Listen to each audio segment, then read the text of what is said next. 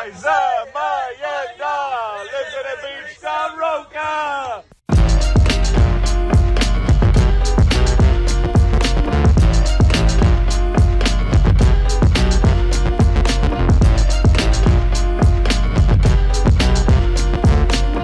Hello and welcome back to the What the Falk Sunderland Preview Podcast. It's been a real pleasure hosting a podcast since 2020, but I've got to be honest with you, the past few weeks have been a little bit of a struggle, I'm not going to lie. But we're here nonetheless, as always, come rain, shine or snow as it is, to look over the weekend game after the 1-1 draw with Millwall. Riveting, really, really riveting. As you can tell, we're going to try and eke half an hour out of this, but on a serious note, there's plenty of talking points. Unfortunately, Brad's on the piss. He's dumped us. Dave's too bold to come on the podcast. So I've invited a new voice on the show in the shape of Lee Armstrong. Lee, how are you doing, mate? You all right? I'm spot on, mate. Thanks for having us on. It's a pleasure. I'm just hoping it's not going to be a Jan Kirchhoff debut, or if it is a Jan Kirchhoff debut, I hope you're going to have that kind of like trajectory to being like the best midfielder we've ever had. Hopefully it's a Rada Preacher debut instead of a Jan Kirchhoff debut. As long as you don't have the rest of your career like Rada Preacher, but good and very niche reference that is making me feel older than I actually should be. Unfortunately, I've had to also invite Ross on. Ross is still here as it is. He's here to offer his usual energy to Sunderland's third best podcast. Ross, how are you, mate? You okay? I am feeling the love, just like it's just great to be here and be so loved and be such a valued member of the podcast. I couldn't ask for more, could I, Graham? All I'm going to say is that we got that bad review about 2 weeks after you joined the podcast, mate. So, I'm not pointing the finger at you, but, aye. Aye. It might have been someone I know. If I retweeted it, they might just be like, oh, what a prick. They're probably thinking about me, mate, to be fair. It's probably just a delayed comment. Right, we'll get straight to it. Ross, I'll come to you. I'll stick with you. It wasn't a defeat this week, which is great, I guess, but it was hardly inspired. One wall with Millwall. 1-1 with Millwall. How are you feeling after that? A bit like the way you said that, disjointed. I'm glad we didn't get beat. Glad we managed to pull it back for a point, but at the same time, it was very turgid one at times, let's be honest. And if it wasn't for Anthony Patterson, we lose that game comfortably. Big shout out to Pato. I thought the saves were really good. Big moments as well that he stepped up this season once again, pulling our, let's be honest, at times shambolic defending. Even Ballard getting caught halfway up the pitch for the goal was just madness. Overall, yeah, we said after, I can't remember which game it was, that we needed a plan B a few weeks ago. And one game, plan A worked again, Birmingham. But since then, plan A hasn't worked and we've had no plan B. And every time we've either drew or been defeated. And it's become to the point now where I'm really, really starting to doubt the management as well as some players, I think. I know we've got talented players in there. There's a reason why when we're winning, everyone rivets about how good they are and how it would be tough for us to keep a hold of some of them. And we know they're very young and they've got massive potential. But I do feel like the tactics have been found out. And I don't believe that we're getting enough changes or inspiration from the coaching side of it, whether that be Mowbray, whether that be the assistant coaches, just nothing seems to change. And it's that rigidness and the fact that we don't change the way we play or try something different to get a different result. It's starting to become like, the famous quote, insanity, trying the same thing over and over again and expecting different results. It's not working at the minute. And I'm starting to get worried that we've hit a ceiling under this management and maybe do we need something fresh? Players are playing out of form, but at the same time, is that part of the issue as well? Is the only way we win games under this management is get the ball to players in form and hope that let them do the magic? Because it feels that way. I thought the day, I don't even think it was normal plan A. It was launch at a Clarkey and hope he takes people on. But look, we'll get on to the Mowbray question. It's got to be asked, really, because it's all over social media and it's on everyone's mind. But before we do, Lee, obviously it's just after 10 o'clock, mate. It wasn't a great performance, let's be honest, but we've taken a draw from it. How are you feeling a few hours afterwards, a few hours to cool down? Well, kind of the same as what Ross has just said there. I thought we got away with it in the end. Like, granted, the Mowbray and Sunderland trying something new, and he took the centre forward off and went to a false nine, like he says we like to play with. But after 10 minutes of that, we just looked like abject defensively. It's like we just looked like a mile apart. Like there's gaps all over the place, and we're looking not concede another 2 or 3. It's like on another day we all about going on about officials and the EFL and stuff, but that Tom Bradshaw one could have easily been given if the referee decided to just give it instead of like not giving it. And we're talking about a 2-1 defeat. And as I said, the two Patterson saves when Bradshaw's gone through and that superb one at the near post where he's had to like react himself. We're talking about another defeat. It's like, we got a point it wasn't a defeat, but the performance made it feel like one, if that makes sense. It does. And they got stuffed off Coventry last week. They're not in form. Like, it's not the point that we got against Millwall last year where it's a really difficult place to go. It's actually quite an easy place to go. It was in some ways. I think when Jack Clark scored, I sort of barely celebrated. I mean, I did celebrate, but it was kind of like, oh well, is that just going to paper over the cracks? And I think it did a bit.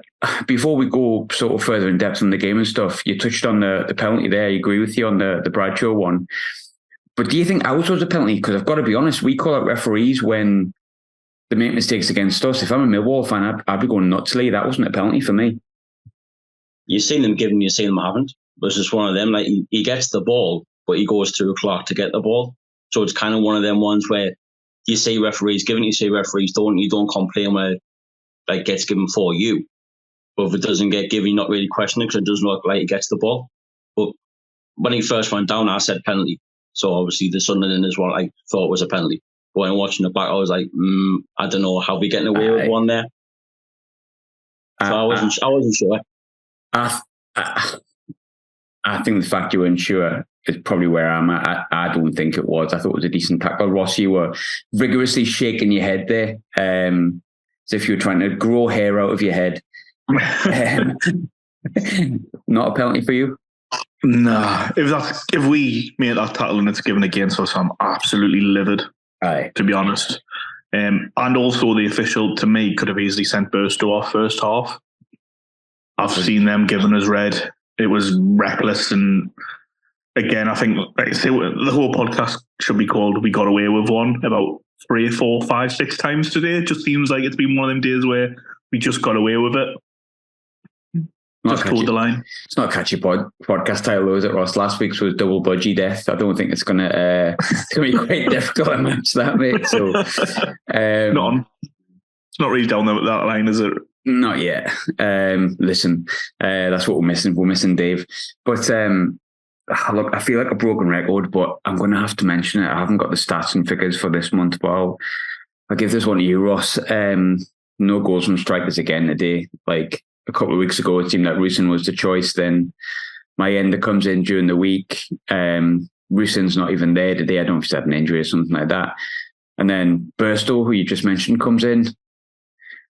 I know people are going to be like, oh, you sound so unhappy and stuff like that, but like spade's a spade. I think that's 11-ish games Burstow's had, something like that. I'm not entirely sure, but I've never seen a striker look more like Ashley Fletcher, apart from Ashley Fletcher himself.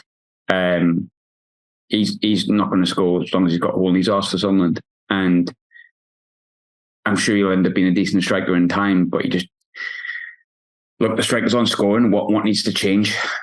How do we change that? Is it the way we play? Is it the way the strikers are? They're just not good enough. Like they don't look like scoring. It's not even a case of like they haven't scored and they've just missed a chance. Outside of Rusin hitting the post against Norwich a few weeks ago, we don't look like we're going to score, Ross.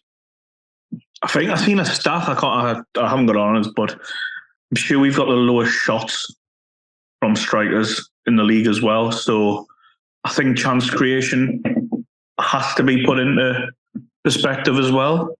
Personally, I think it's time for a system change now, because what we're doing at the moment isn't working for anyone, because the players who are in form and now we're not hitting the stride the way it is, probably is because the pressure is on them to basically do everything all the time to create something. The strikers, in my opinion, they don't either get a run in the team, or when they're in the team, it's just not happening for them because one, sometimes you've just got to put your hands up and say the finishing's been poor. Like Hamir's had loads of chances to score. Burstow, as you say, other than 1 or 2 games away from home, has looked pretty naff. Rusty and Mayenda, the two I'd say have looked the most promising.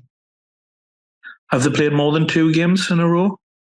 2 or 3 games at a push? I think recently 3 or 4, but like, what was the game where he was going to own goal and he sort of like miskicked it, he fell over himself? He lost Swansea. He lost his footing, didn't he? They've all got one where you just think, you've not got up there, apart from like Mayenda, to be fair.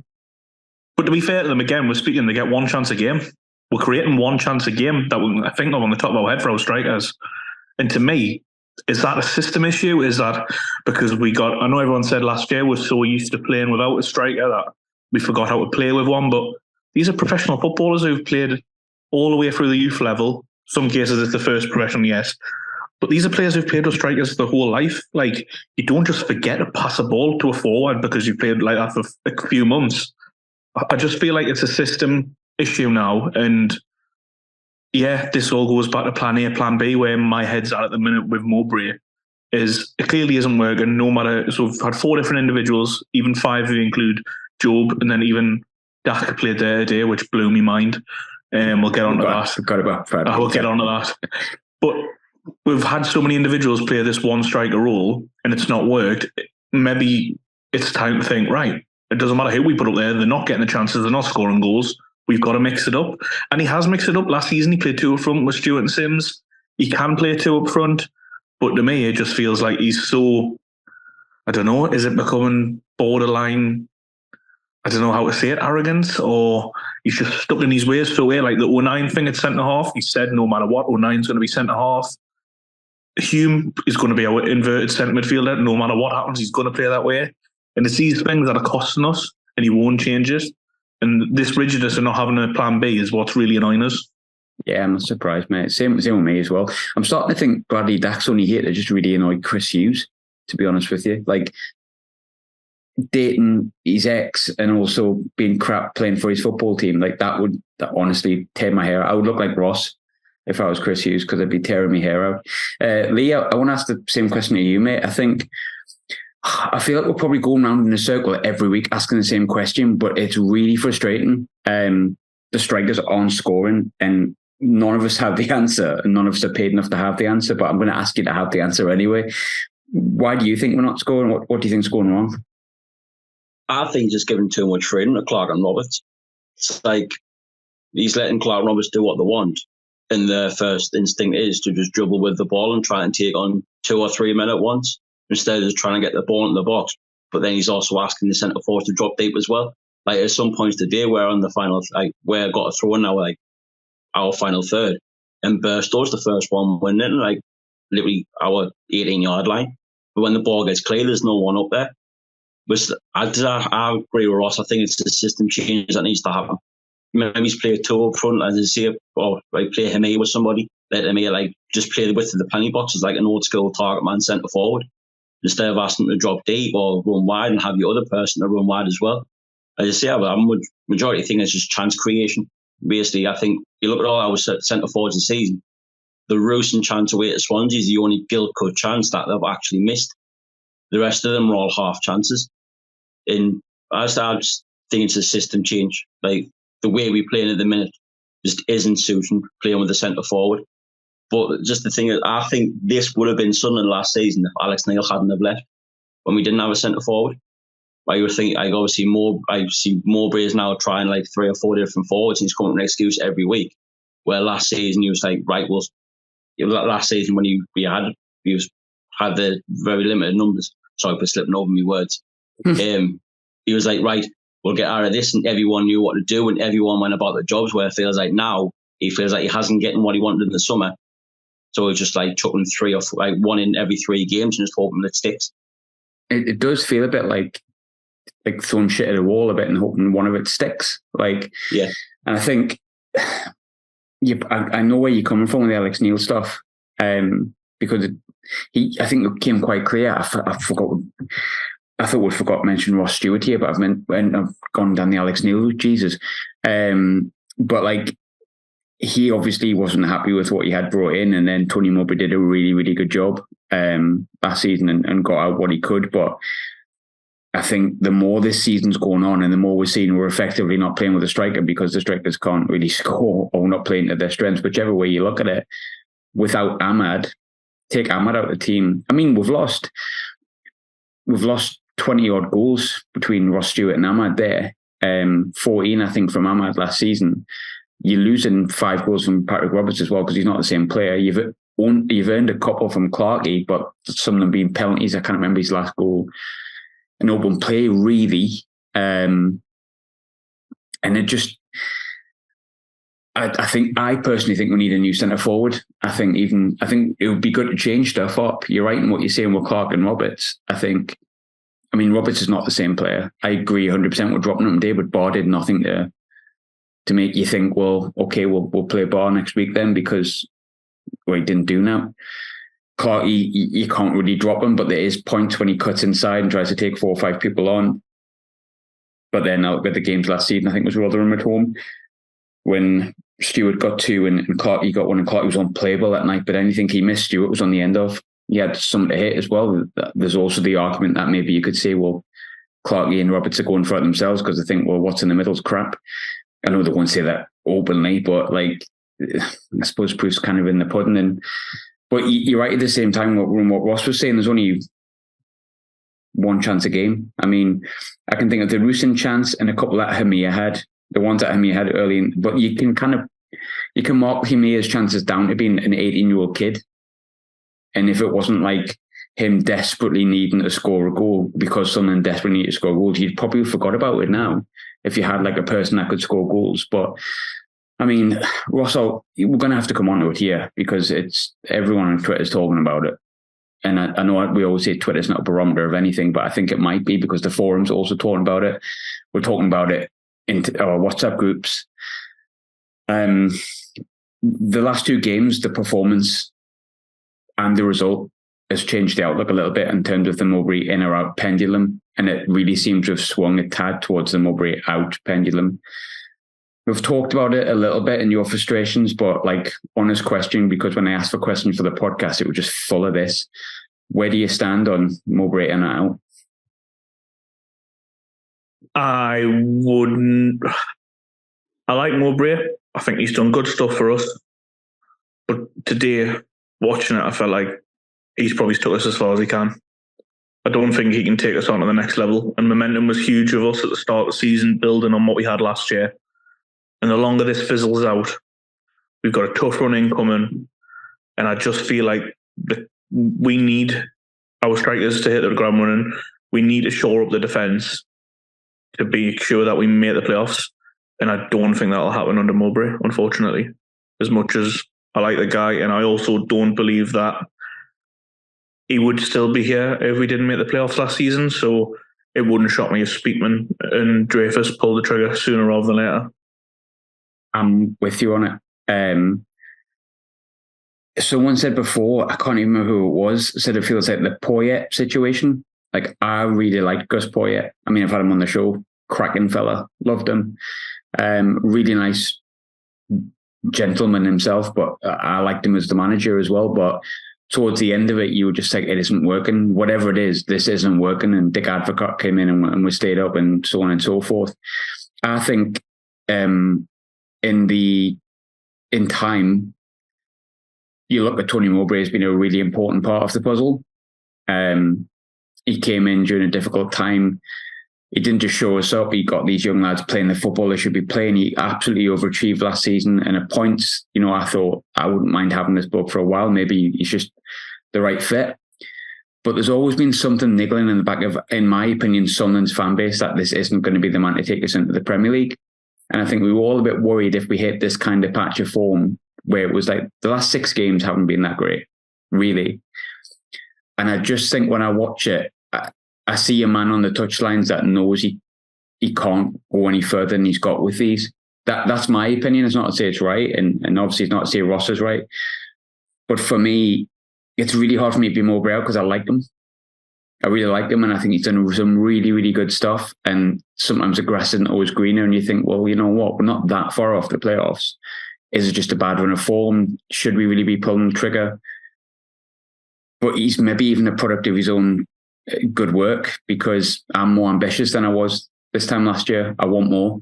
I want more. Louis Dreyfus wants more. Speakman will want more. I think that's why we heard rumours of managers in the summer, because they want more.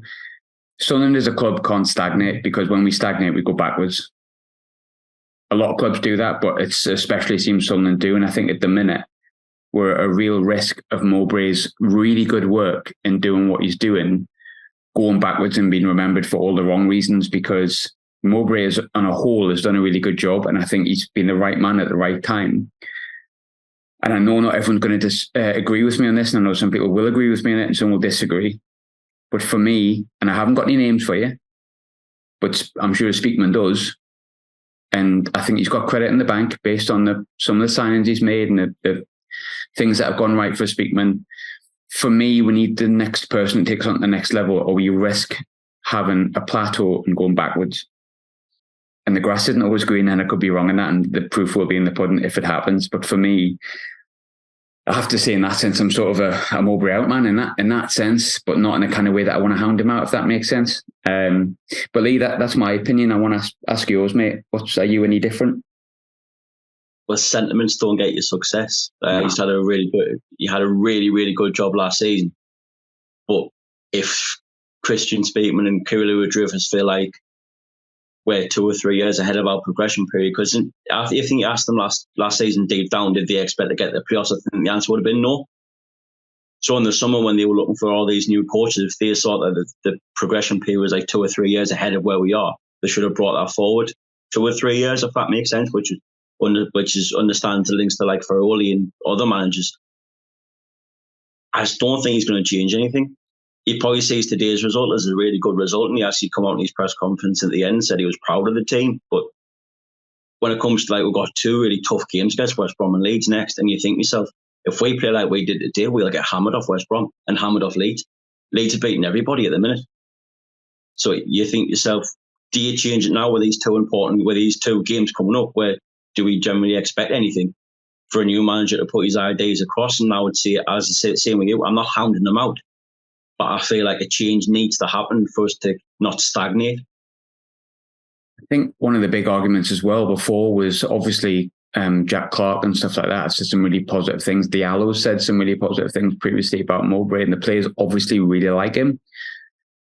And there's an argument to say, in the summer, because I was really against Ferroli and whatnot, and shows you how much I know about football, doesn't it? Because it probably should have worked out really if you look at it now. But it was a big argument for keeping him, was the players really like him. But if the players who we know are good players are not getting results on the pitch, it doesn't really fucking matter, does it?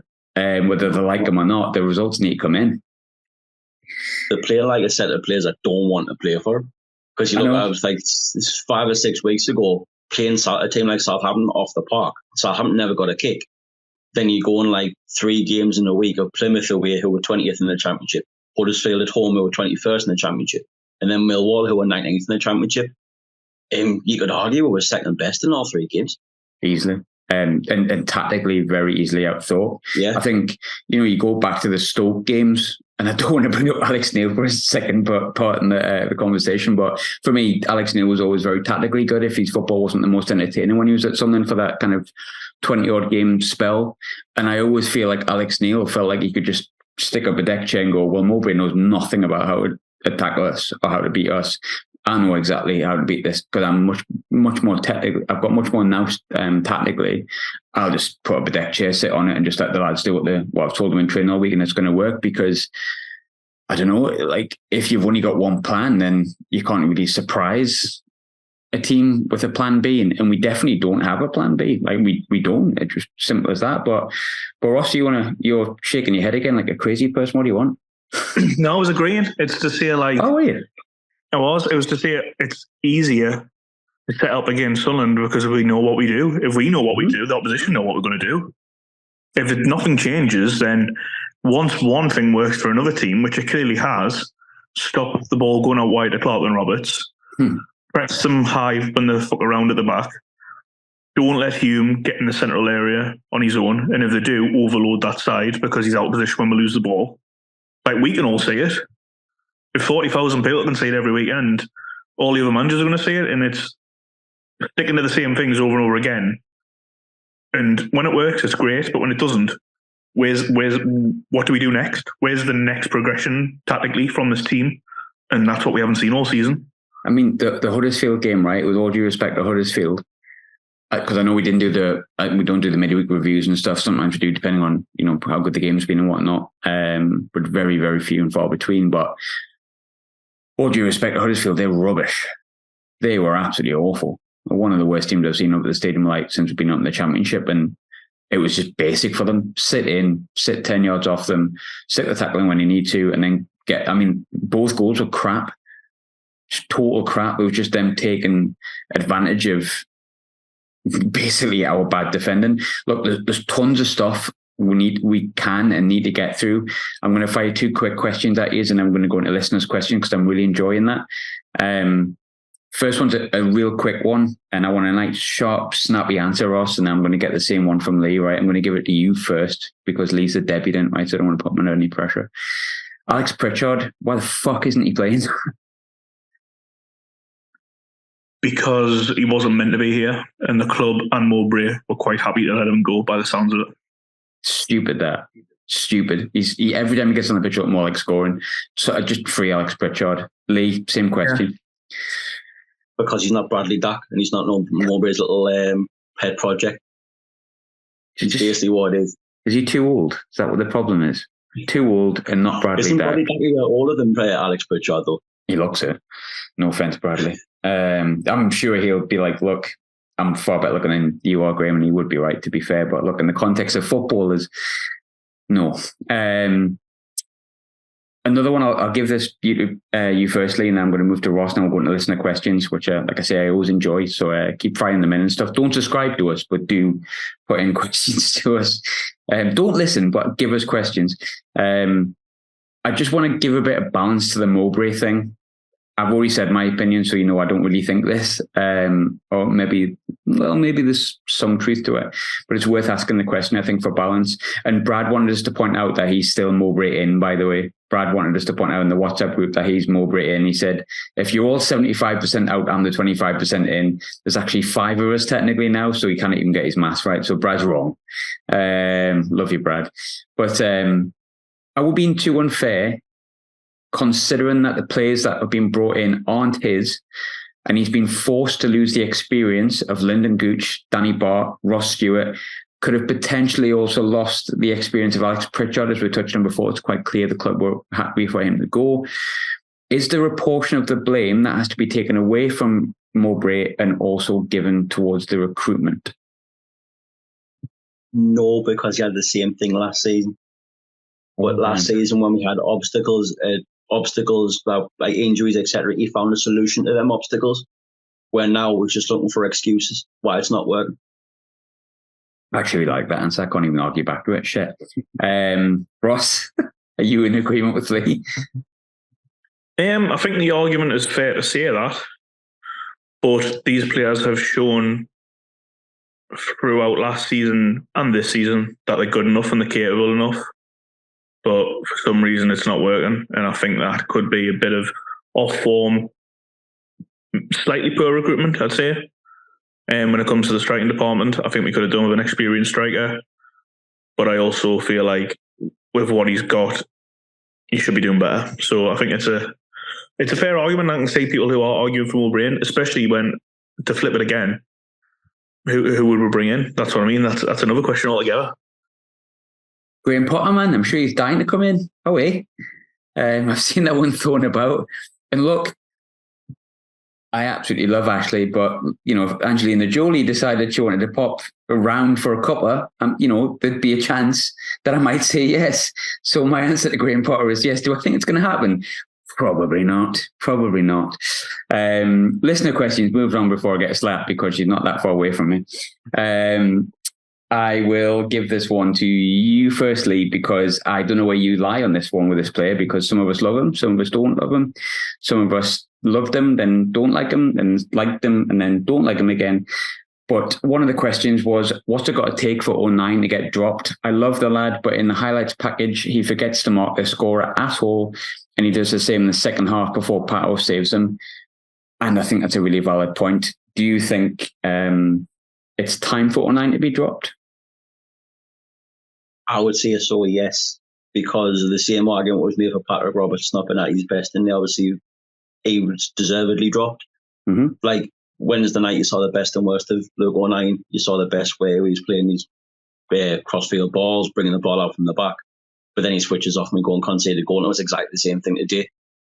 Especially when you think when both him and Ballard were suspended, I thought Jensen, Sale and Triantis didn't put a foot wrong.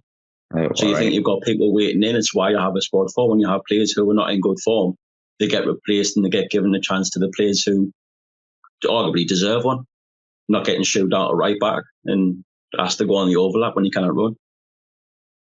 So I would say yeah. I would say aye. It's about, I think it's time he got dropped. I would say so, yes. Again, I love the lad. He's done it. He's put his heart and his soul into Sunderland Football Club. But I think a little tactical tweak at the back won't go amiss, especially when we're conceding goals left, right and centre. Yeah, and a lot of the time you have to point it to Trey Human and 09 at the minute, if I'm honest. I love them both daily, but at the minute, it's not good enough. It's at points abysmal. So I agree. Yeah, I think 09 should be dropped. The question actually technically was, what's it going to take? I don't know.